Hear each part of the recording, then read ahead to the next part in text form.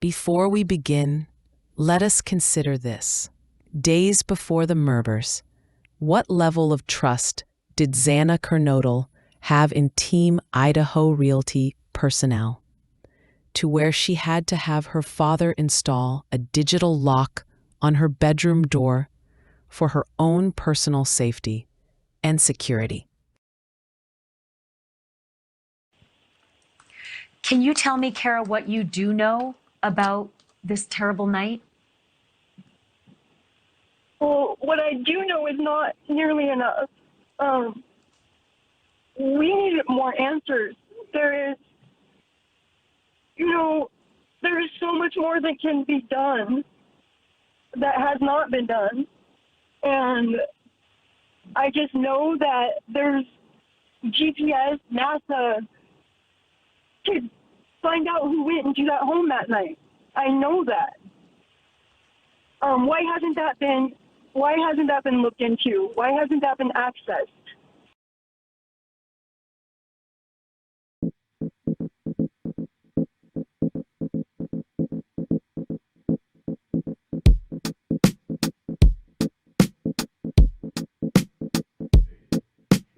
Wake from your sleep, drying of your tears today.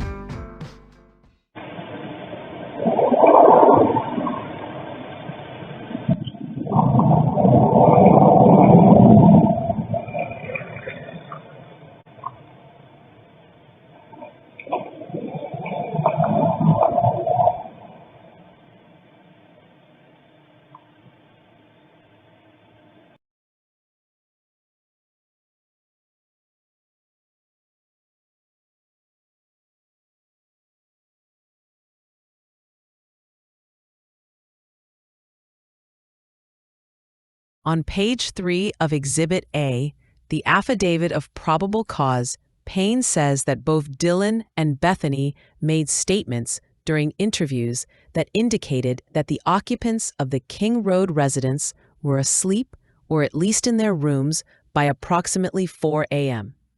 How would anyone know this? So Bethany and Dylan were present in the house when the roommates were murdered and knew that they were in their rooms or asleep by 4 a.m. This statement by Corporal Brett Payne indicates that the events that both Dylan and Bethany described occurred prior to 4 a.m. We do, however, believe that when Bethany says that when Dylan came down to her room between 4:20 a.m. and 4:30 a.m., we believe this is true and accurate. Other than this, we will demonstrate the fallacies in their timeline of reported events. Let us begin.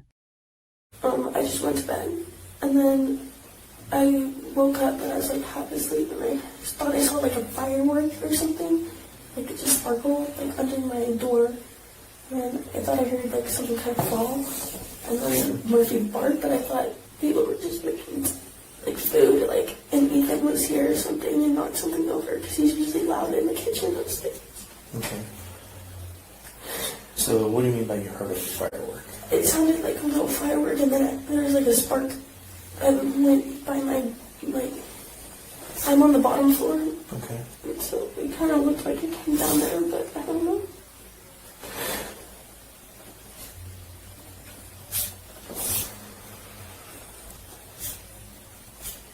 I just went to bed. She woke up, half asleep. She thought that she saw a firework or something described as a sparkle under her door. Bottom floor. She thought that she heard somebody fall. She heard Murphy bark. She thought people might be making food in the kitchen. It sounded like a little firework, so now she heard and she saw a spark. It went by her door. It kind of looked like it came down there. What could she be describing as it? A bullet?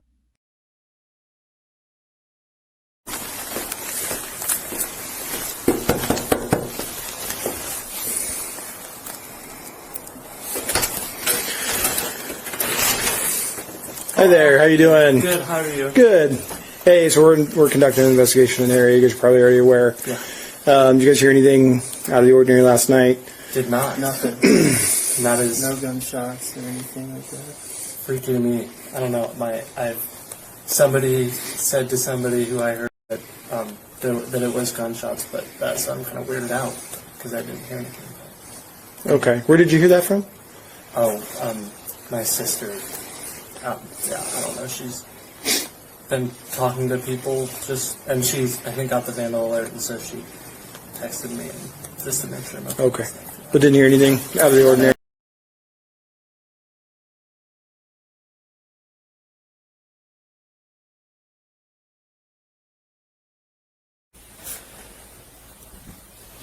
And so is Murphy your dog?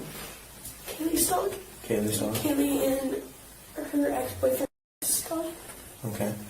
So you heard Murphy bark right after you heard what you thought was a firecracker? Yeah, something like that, but he like, I don't know, dogs bark at random things. And sometimes when he's happy, he'll bark. Okay. It didn't sound like an angry growl or anything like that, just a bark?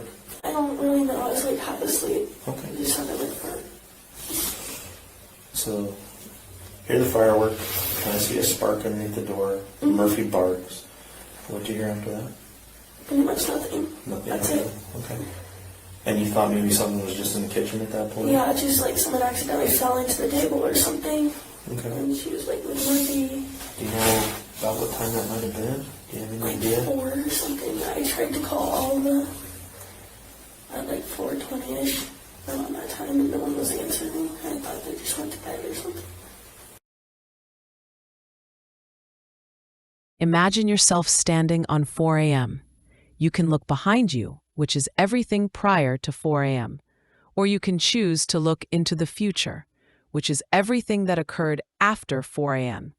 Now, it is of the utmost importance to determine when it traveled down past Bethany's bedroom door, since relative to that time, Bethany heard Murphy make noise, but did not clarify if it was a bark, followed by a female calling to Murphy.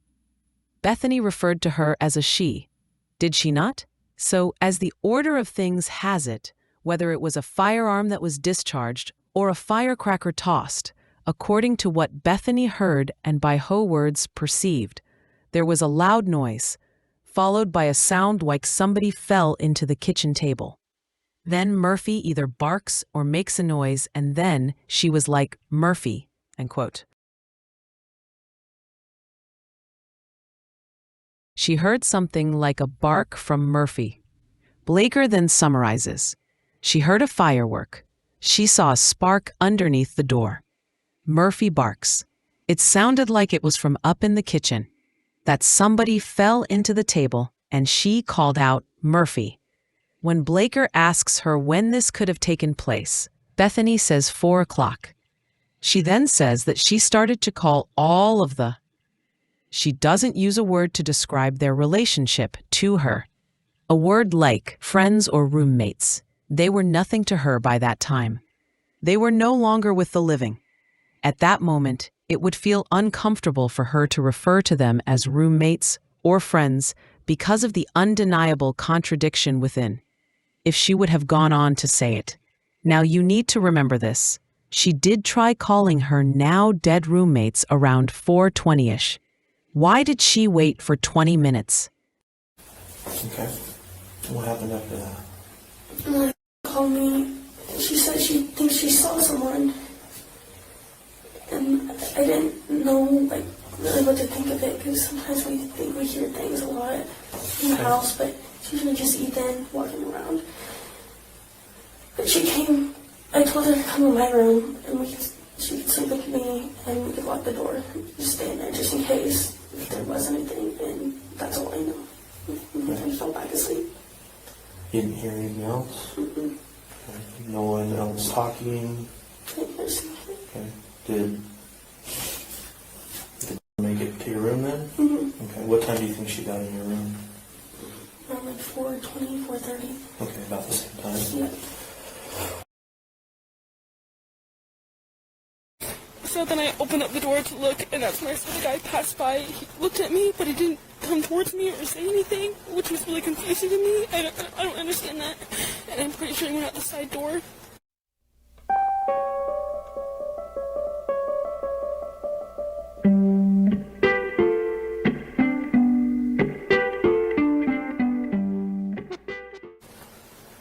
And then I called and said she thought maybe there was a fire or like a firework. We didn't know. She heard this loud noise and there was a light, I guess. Did you hear like a pop, like a bang? I don't know. Did you hear a bang? It's what she heard. Okay. That's what she heard. Okay, never mind. You sit there. I didn't hear that.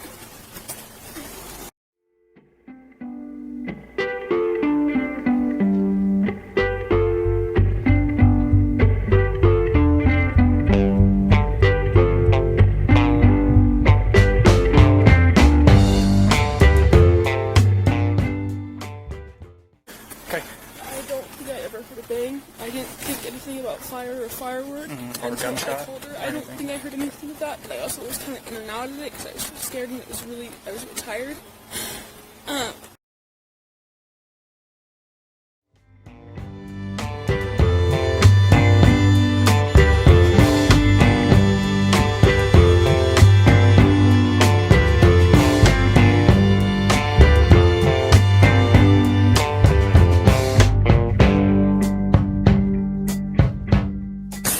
Hey guys. Yeah. Have you talked to all your roommates and stuff like that? Yeah. We Okay. kind of got the whole. Nobody like know what's going on. Yeah. Okay. Did anybody hear anything last night? Anything like that? Something suspicious this morning? Anything? I fell asleep around like 11, and then I woke up around like 2 to like some yelling. At 2? Yeah, around like 2 or 3 to like some yelling. But it didn't sound like it was right over here. It sounded like it was more down this way. Okay. So I don't really know. But that's really all I've ever heard. So.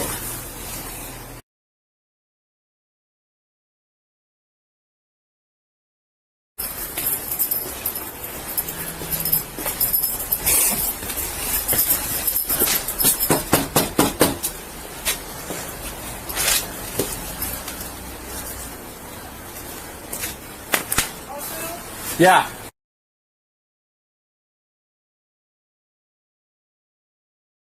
They left at 3 a.m. and then they came back around 5 a.m. They're not done And we all came home around like. You think knock on our door, Grayson? Okay. Oh. Thank you.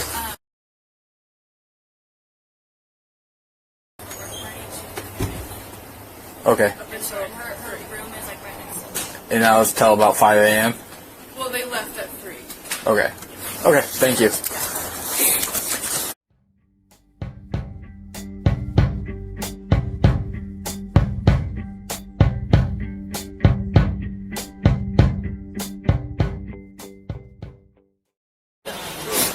The gal Mitch is talking to said that she can, said that they're pretty small hands. Said they saw a guy come in last night with a ski mask on or a black mask on, and heard screaming and stuff around 3 or 4. It would be a fair contribution to the record if we included times given from statements made by friends and associates of the 4 victims: Ethan, Xana, Kaylee, and Madison.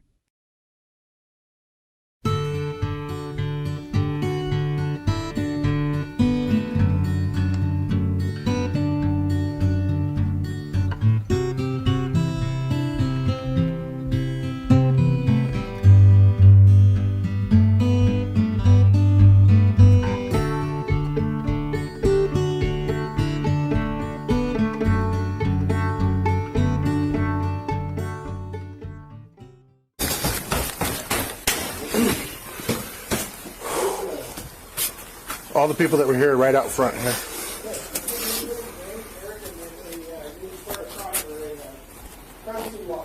Gotcha.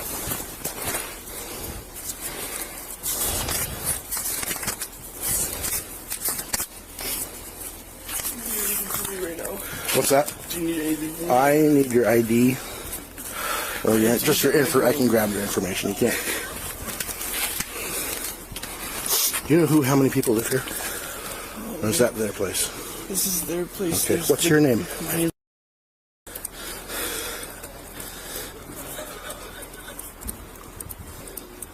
Middle and birthday. 9.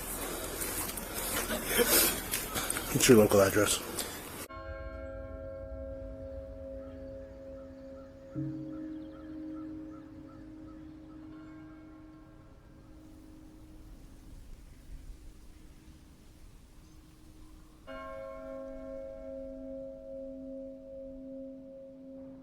It started off like any normal day. I had slept over at Emily's apartment.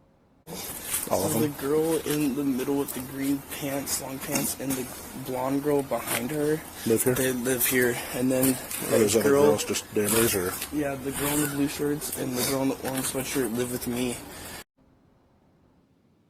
I mean... Did they call you over here? Yeah, they called me over here this morning, like okay. 15 minutes ago. And your phone number. Okay. Mask gun 36, will no touch.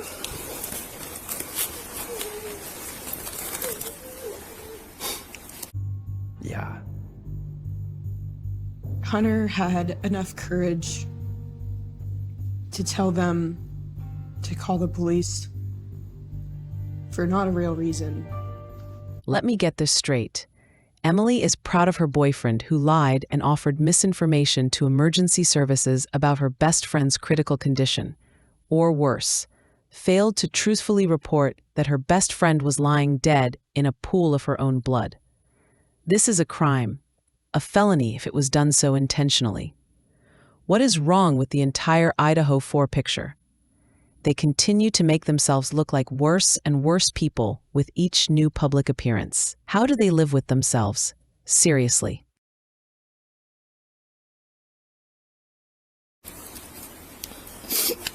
Last of first of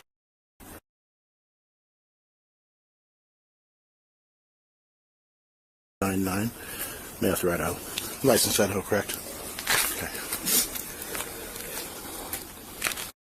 Who do you know that lives here?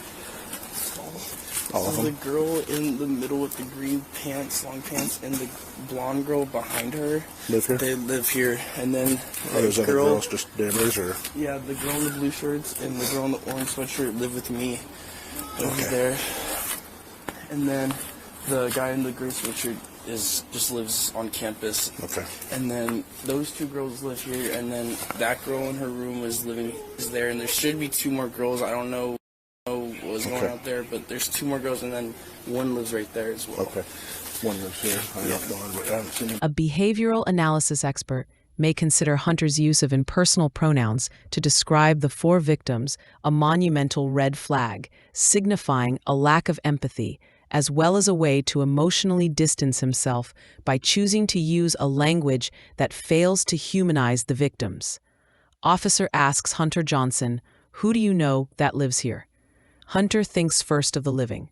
He refers to Dylan and Bethany. Then he refers to Emily and Josie, which fails to answer the officer's question. When he gets to Xana Kernodle, Hunter points to her bedroom window and says, "That girl in her room." After describing Kaylee and Madison as 2 girls, Hunter refers to Bethany as one who lives there as well. But one thing stands out among all others. He never mentions Ethan.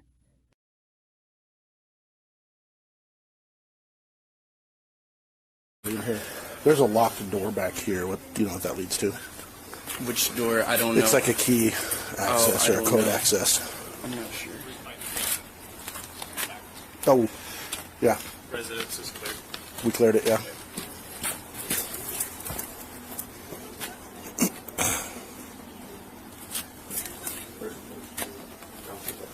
Sure.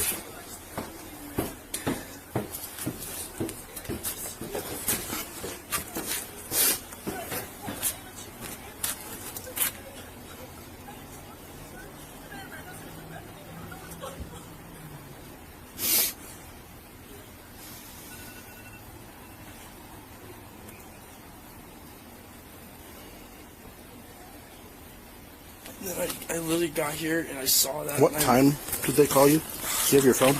They didn't call me. They called my girlfriend, but it was... In the morning, there was a get-together shindig at Xana's house. Xana football this Saturday! Xana was calling me, come over, come over, come over. So I was at Xana's in the morning to pregame. It was our core friend group. Like, it was Ethan, Xana, it was Dylan, it was Bethany, Maddie, it was Kayla. Like, it was, everyone who lived there was there. The party just lasted all day. I was really drunk, if I'm gonna be honest. But I left my phone there, and... Probably like 20 minutes ago. Who's your girlfriend? Is she here? Yeah, she's in the blue shorts. Blue shorts, okay. She got a call from her and asked us to come over because she didn't think something was right. Okay.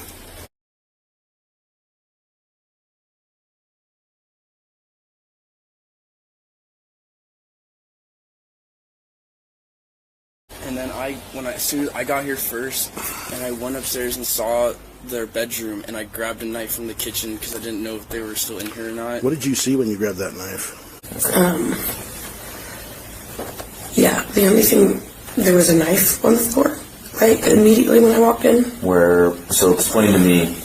Which, I mean, like, that could be normal, but, you walk in, you go up the stairs right here, and then it's the living room. You go down this hallway and it's Xana's room. There was a knife right there on the floor.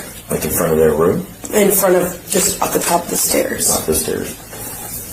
Which I don't know why there would be. What kind of knife, remember? Like a steak knife. Hunter's girlfriend, Emily Allant, said that there was a knife laying on the floor at the top of the stairs when she went inside the 1122 King Road residence.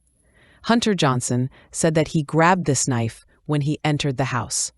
If he entered the house from the front door, he would have had to have entered the front door, ascend to the second floor, walk past the hallway where he could have seen Xana lying in a pool of blood, in order to go to the kitchen, to retrieve a knife, and then return to Xana's bedroom. Now, the right thing to do would have been to phone the police instead of walking into the crime scene, which compromised his innocence along with the crime scene. Okay.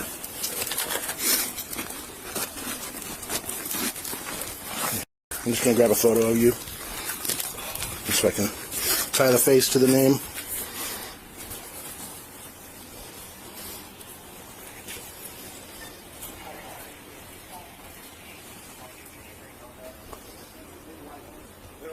Can you put your hands out, just so I can see your hands? Okay. Let me see your front and back of your hands, your palms. Other side. Okay.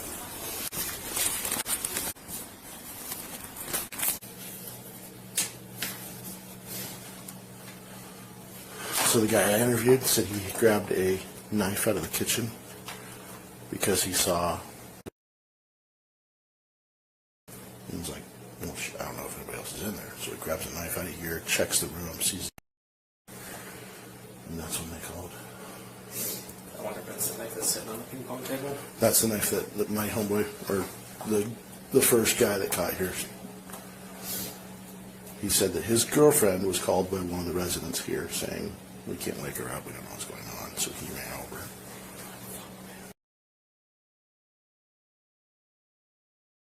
If we are going to condemn Brian Kohberger for his phone losing a signal and worse, accuse him of being at the crime scene, surely Hunter Johnson's actions are consistent with someone who intentionally placed himself on record, touching a weapon, touching one or two of the house's decedents. After claiming to have checked Xana and Ethan's pulse without getting any of their blood either on his hands or on his white slippers by the time first responders came upon the scene. May I ask you if you can confirm that Xana's room was on the second floor of the house? Yes, I can confirm that. And, you know, And was it on... Sorry?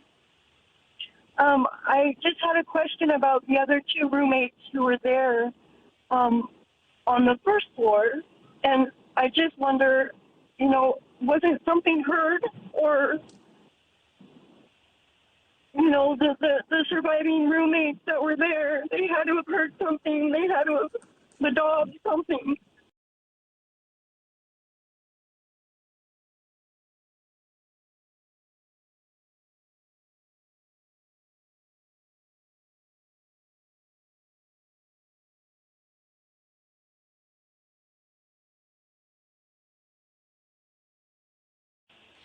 Do you know, Kara, if Dylan and Bethany came upstairs and were trying to wake Xana? Because they were trying to wake one of their roommates. Do you know if it was your daughter they were trying to wake? I don't have that answer either. I'm sorry. It's okay. And did they say that they could not get beyond a locked door, and that's why they had no idea what was on the other side of the bedroom door and called in an unconscious person? I believe that's right. What do you know about that? That they called in an unconscious person. I know that. How could it not be a planned thing? You know, how could it not have been targeted? For all four of them. Do you know? Surprise me. I don't think that that's what it was, though. I will be honest with you. I think it's closer than that. I think it's deeper than that. I think I think they have information that they're not giving us, and it's real fishy. That's what I will say. When you say you think it goes deeper than that, what do you mean? I mean, I think it was somebody closer than a stalker. And I don't know who.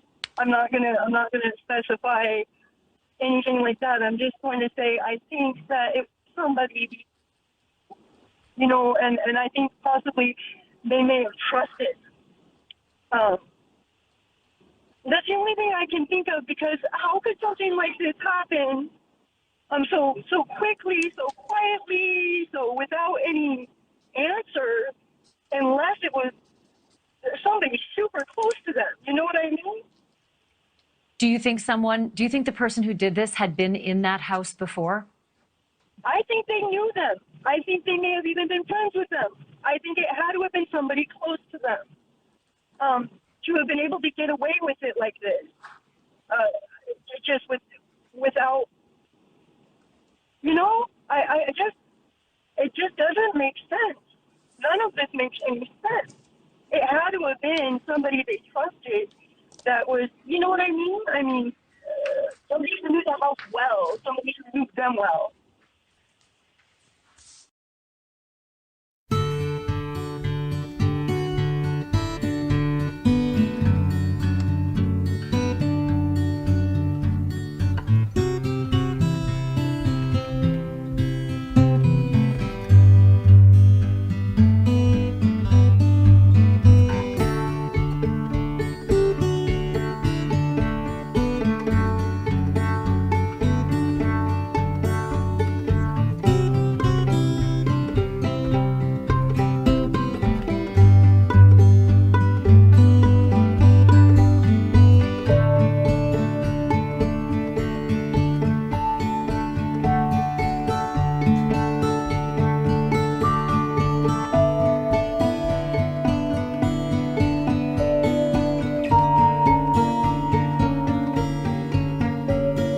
Look upon a field of snow and find the desert sea.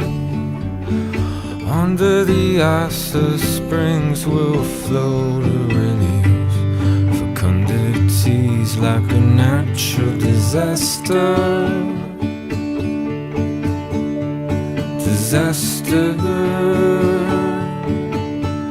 From the first drop of water to the rage of Niagara,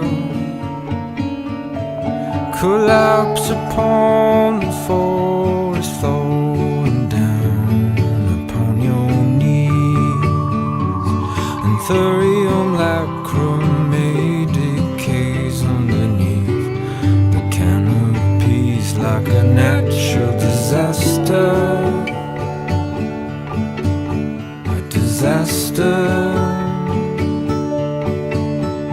It's the one that's been happening over and over and over again. No peace in the valleys, malarial alleys where the kittens of pleurisy. Donning our goggles, valerian ogles to see microscopically.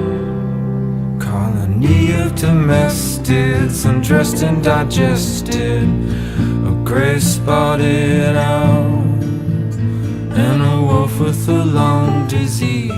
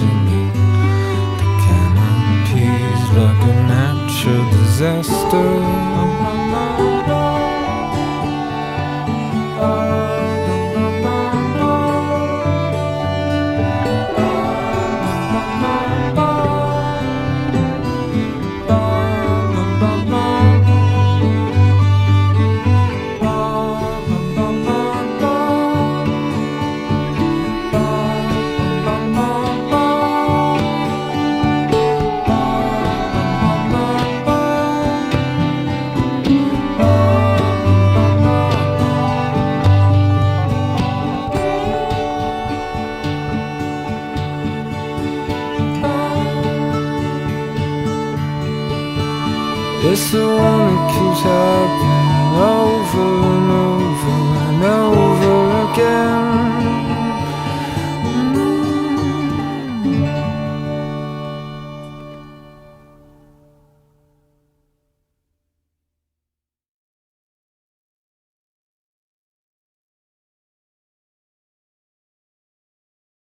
With any research, we begin with an initial inquiry which should lead to answers. But moreover, an inquiry should lead to new discoveries in the form of a newer set of questions.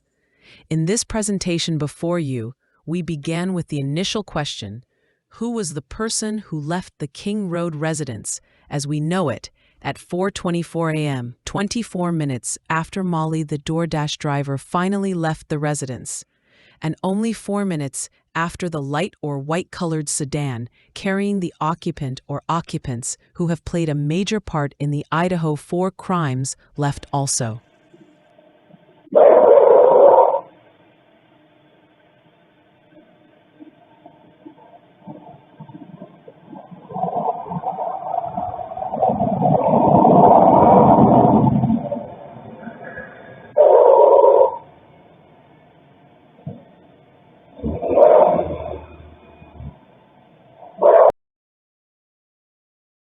Both the John Benet Ramsey case and the Idaho 4 case featured a key person who was present in the home, whose job it was to make sure that all of the doors were locked.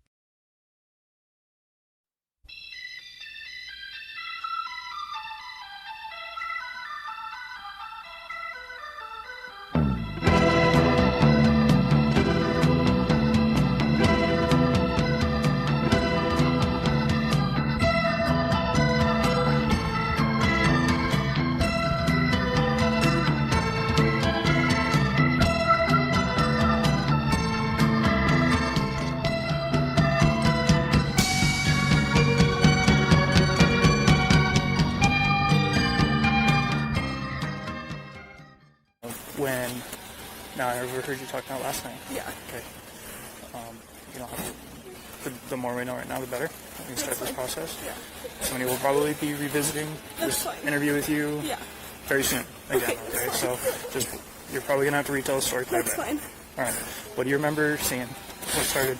I remember I was in my room and I was trying to go to bed and I heard Kaylee, who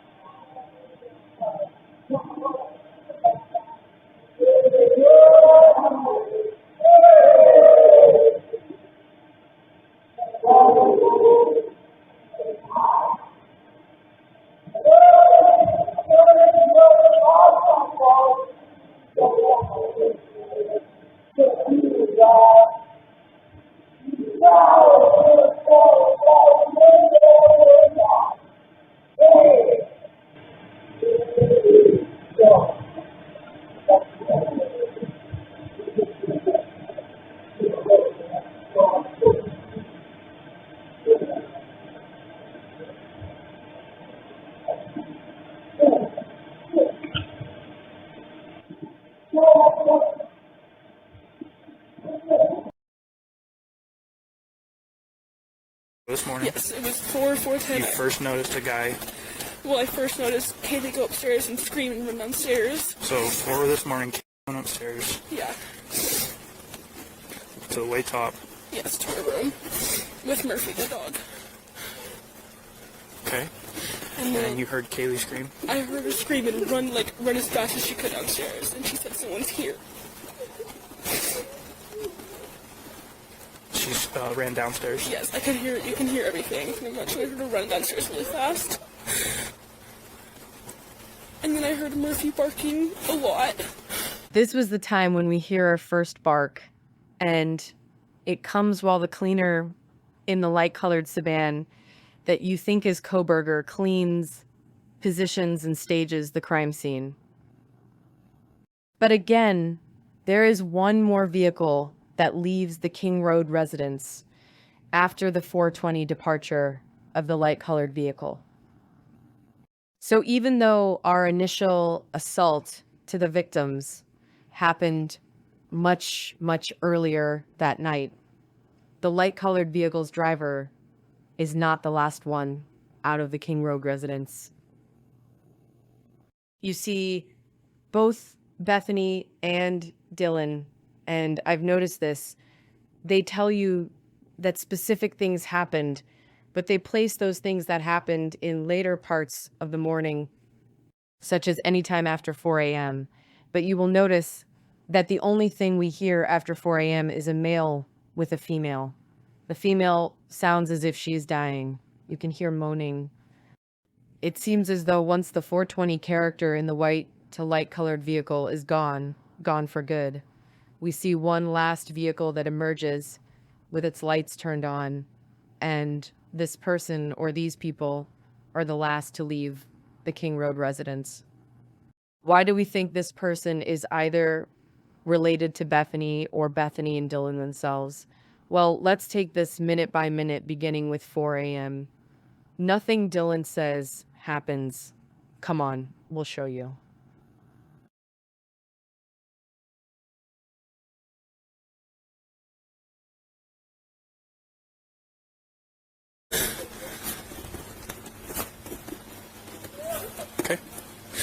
And then all of a sudden I heard her walking up, I heard her scream, and she ran downstairs because she saw someone.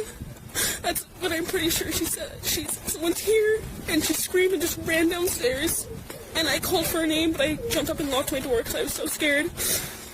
And then I heard someone in the bathroom, and I heard her crying, and I heard some guy say that you're going to be okay, I'm going to help you.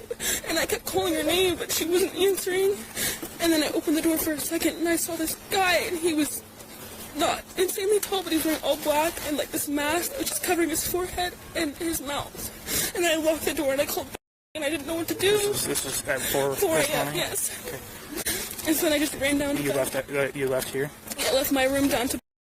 In this excerpt from an article in the New York Post, dated, probably updated on August 25th of 2025, in the bottom paragraph, it quotes Dylan Mortensen as saying, I remember I was in my room and I was trying to go to bed and I heard Kaylee. All I heard was her go upstairs and I was like, okay, I'm going to go to sleep now because she is going upstairs. And then all of a sudden I heard her walking up and I heard a scream and she ran upstairs because she saw someone, Mortensen told police. In this version where Kaylee sees somebody, screams and runs upstairs, tells us that she most likely saw somebody downstairs, screamed, and ran upstairs to get away from the perceived threat.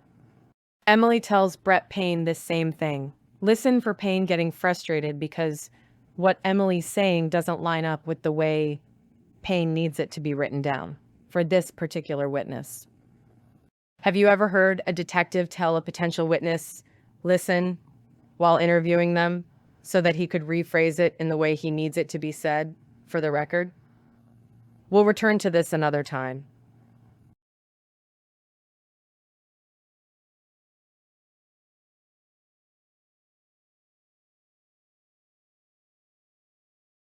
They saw and heard a man? Did they? They saw a man last night around 4 a.m.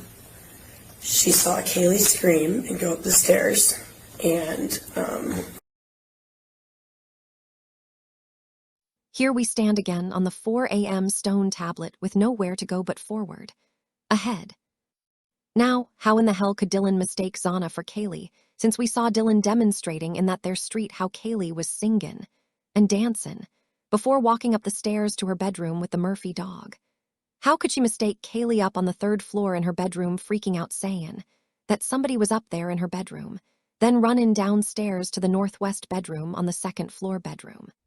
This was what Officer Mitch Nunez wrote in his report.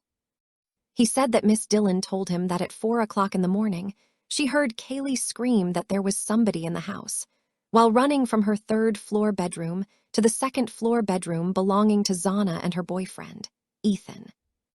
I'll tell you why none of this matters.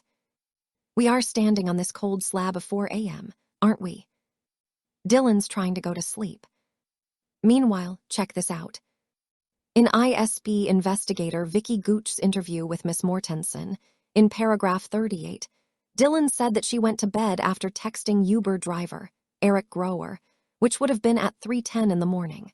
But that would mean that she really went to bed at 2:10 in the morning, because her Dylan had her time synchronized with Boise time. So, according to what she was saying to Detective Gooch, Dylan Mortensen went to bed while she, Kaylee, Madison, and probably Bethany were discussing going back out for some food at the grub truck. Yeah, food to sleep by. Of course, she messed up her times. I'm not the one who would lie to y'all. Okay, so she stays with the 2:13 or 2:15 sleep time. But she said that she was the first of the roommates to go to bed. It was Vicky Gooch's mistake to put in her report, covering her interview with Dylan Mortensen, that Dylan went to bed at 3:20 a.m. on the morning of the murders. How long does it take to walk from the Linda Lane dumpster to the King Road residence? Ironically, another 4. How about that? At 4 o'clock, she was awakened by a noise. We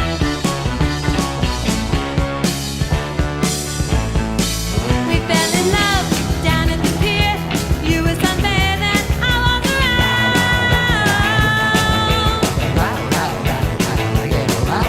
Soon we were sharing a beer.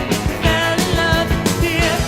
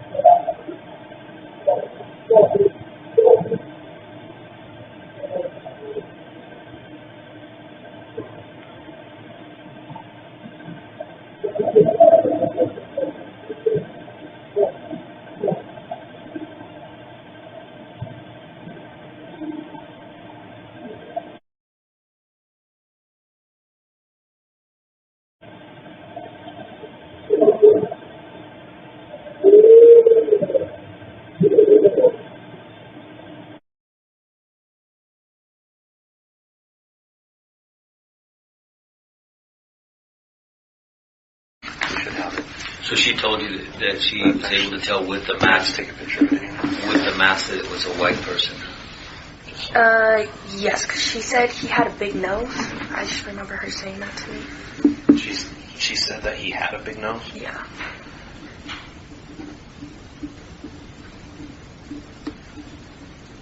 And then she ran down.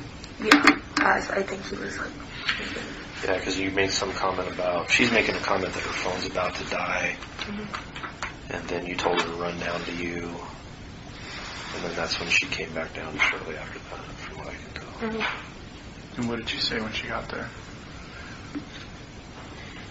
I don't really remember. Just that she was scared and we didn't really know what was happening.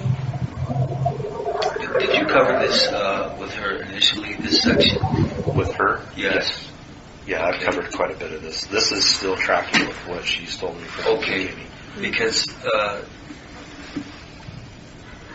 did she tell you about whether this person had anything like in his hand? She said it looked like a vacuum, so I didn't know what that meant. I thought she was just like seeing stuff because she was drunk still. Did she tell you the shape of what she saw? She said it looked like a small vacuum that he was holding, so I was confused. I was like, thought she was like imagining something. Okay. I'm going to grab some notes here. Okay.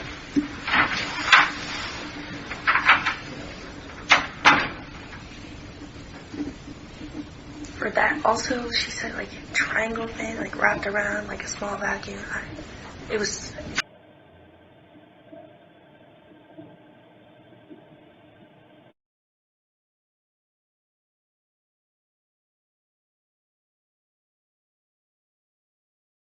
Is now 4:06 and 6 minutes after Dylan is trying to sleep.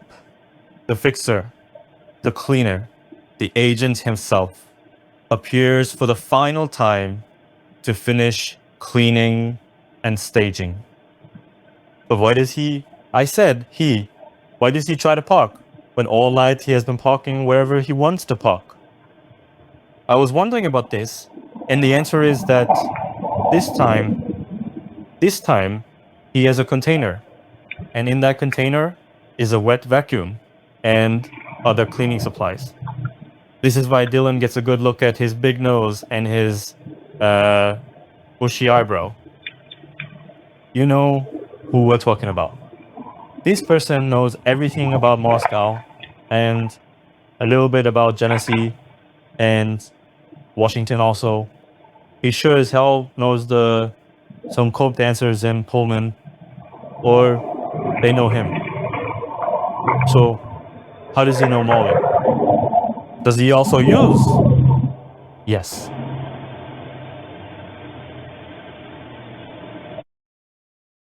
See the upper left side? A driver of the white Lexus gives up and parks where he's been parking all night mostly, in back of the house, in the little parking lot. Watch for his headlights in the upper left corner of the screen on the houses.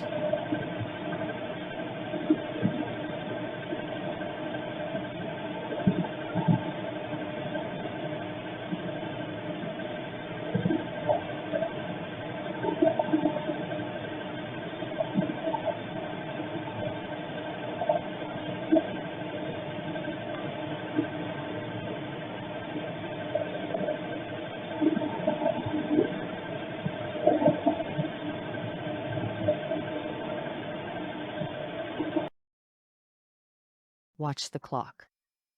If you can watch for 4:19, there's no call from Dylan to anyone, but you will hear a slam of a trunk by the local with the white Lexus who just finished staging the scene, complimented by washing as much as he possibly could with that funky, triangular wet vac/power cleaner. Hey, I don't know anything about cleaning up a crime scene, but I hear a trunk slam at 4:19, which means he left, finally. Now at 4:19 and some change, it's Bethany who calls Dylan first and not the other way around. But why? Why did everyone make it out as if Dylan and her dying phone, what else is new, was calling Bethany to tell her of the bushy-browed, big-nosed intruder? Bethany calls because the 424 vehicle has to go soon. But listen for 4:19 and you're gonna hear his trunk drop closed, Mr. Efficiency.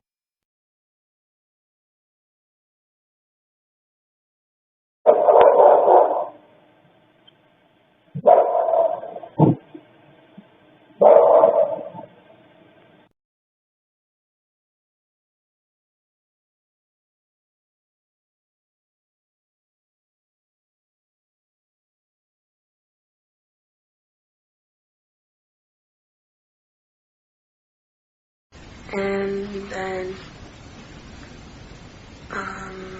we fell asleep. I woke up early. So before we keep going there, you said you called him. Yes. Can you look up to see exactly what times all those phone calls came in? Yes. And this is right after you see the sparkler? That called you? Pretty much, yeah. 4:19 and 4:20. You called her or she called you? I don't remember. It should show on your phone. I don't know what that means. Can I look? Yeah. So she called. So you called her at 4:19, and it was a 33-second or 23-second call, and then she called you at 4:20, and it was 41 seconds. Yeah.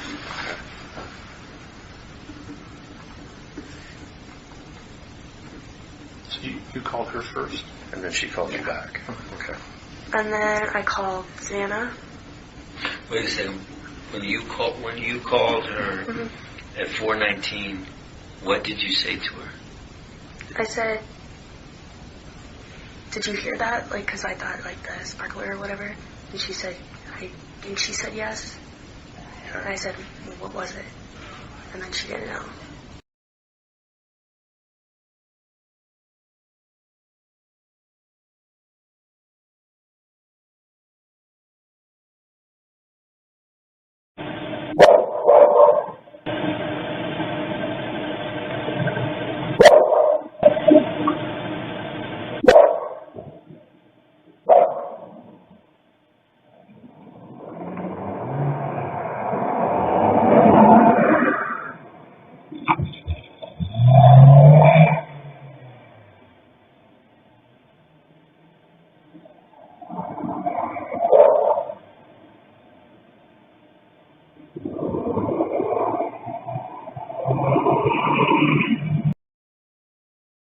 The question is whether Dylan called Bethany or Bethany called Dylan first.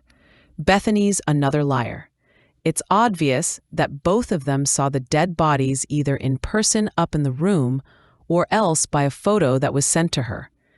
If Bethany didn't see the dead bodies firsthand, and this is my belief, then they were yelling back and forth, frantically trying to conjure up a fake messaging session.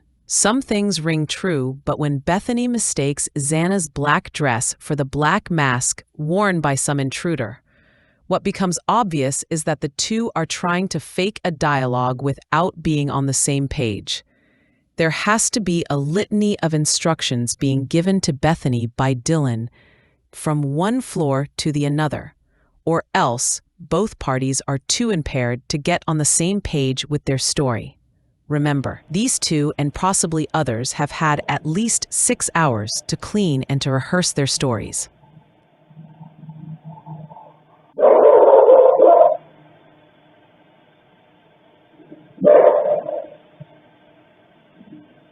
Therefore, we reject the story about the firecracker and believe instead that Bethany called Dylan about the sound of the car trunk closing back at 4:19.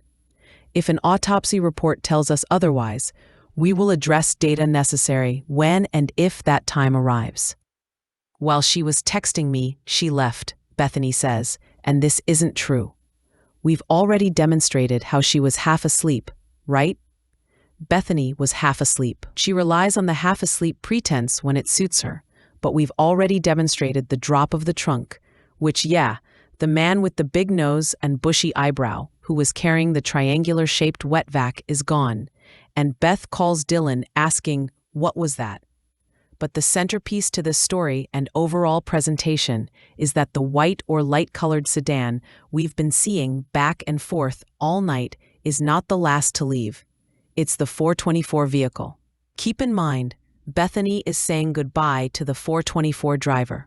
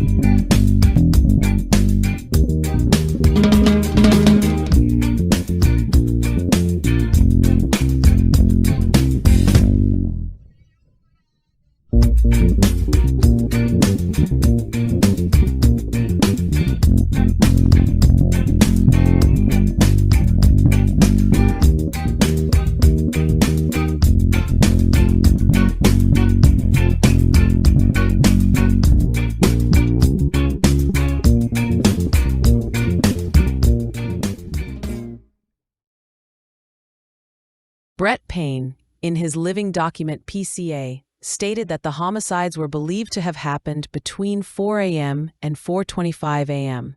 In light of the info contained in this video, what knowledge did Brett Payne have that helped him determine that the times of the murders occurred between 4 a.m. and 4:25 a.m.? Why 4 a.m.? The cleaner in the white to light-colored sedan doesn't return to the house until approximately 4:06 and leaves at 4:20 a.m. The last vehicle to leave 1122 King Road is at 4:24 a.m., as we have demonstrated. Where does he get 4:25? Why not 4:30? We will return with our final questions to see if anyone can help us.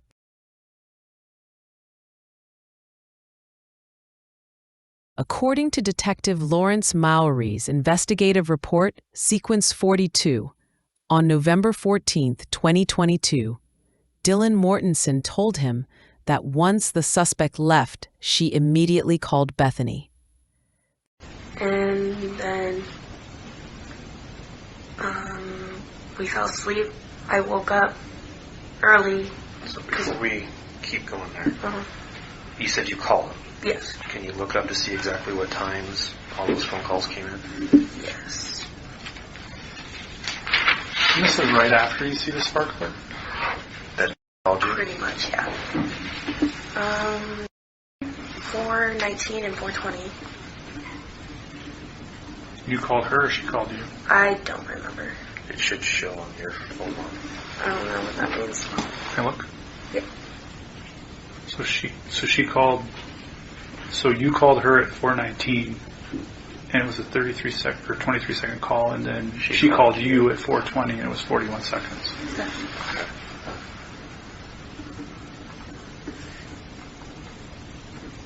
So you called her first, and then she called you back. Okay. And then I called Xana. Wait a second. When you called her at 4:19, what did you say to her? I said, "Did you hear that?" Like, because I thought like the sparkler or whatever. And she said, she said yes. And I said, "Well, what was it?" And then she didn't know.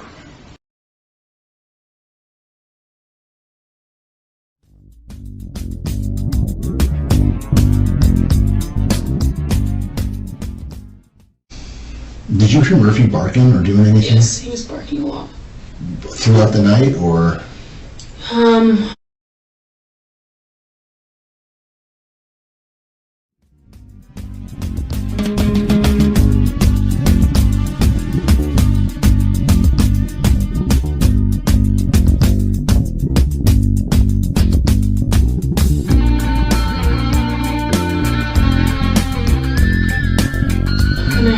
Go upstairs, he was barking a lot, and then I could tell that he was outside. I don't know how the police found him because he wasn't in the house. Okay. But he has a puppy, he barks, but he was barking a lot if there was someone there. And that was at 1:32, or was that around like 4? When everything happened. And when he was barking, when you first heard him on barking after she was up there playing, did you hear him go outside, or did he start outside? Murphy was with Kaylee when they were like dancing. They walked upstairs, he was still with her. And then when she would yell, someone's here, he started barking in the house. And then I believe the slider door was open, and I think he went out that way because I could tell like the sound of his barking was getting like more distant. Do you think that Murphy would have went after him, whoever he was? Maybe, but I mean, he's a puppy. He doesn't fully know that yet. No, he would just be, if anything, probably playing with him. Yeah, I don't know. When the guy in black left, did he close the slider or did he leave it open? I don't know. I just ran downstairs.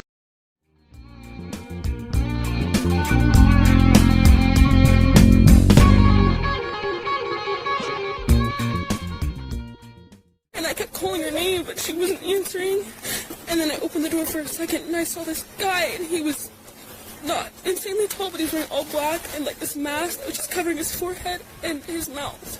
And I locked the door, and I called and I didn't know what to do. This is at 4 a.m. Yes. Okay.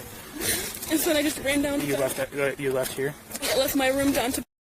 She's that one with the white blinds at the very bottom. Okay. I ran down there and we talked.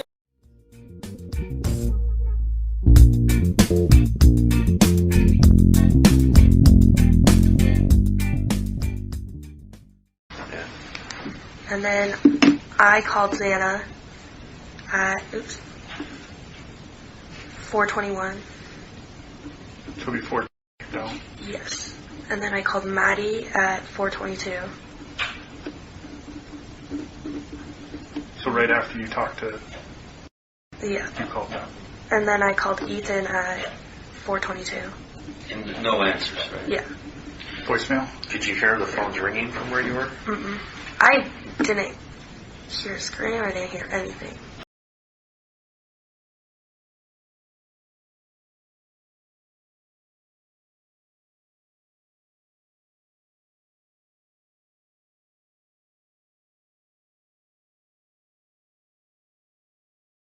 FaceTime or just regular phone call? Just regular phone call. And then I accidentally FaceTimed Kaylee at 4:30, but then I called her again at 4:31. In Bethany's interview with Nevada law enforcement officials, with attorney present, why did she deny knowing the guy at the grub truck who lives at the Browns' apartments? Furthermore, why does Showalter and Hunter Johnson both play down their association with Kaylee Gonsalves and who she is? That shit is very telling, but also stirs my curiosity about the girl.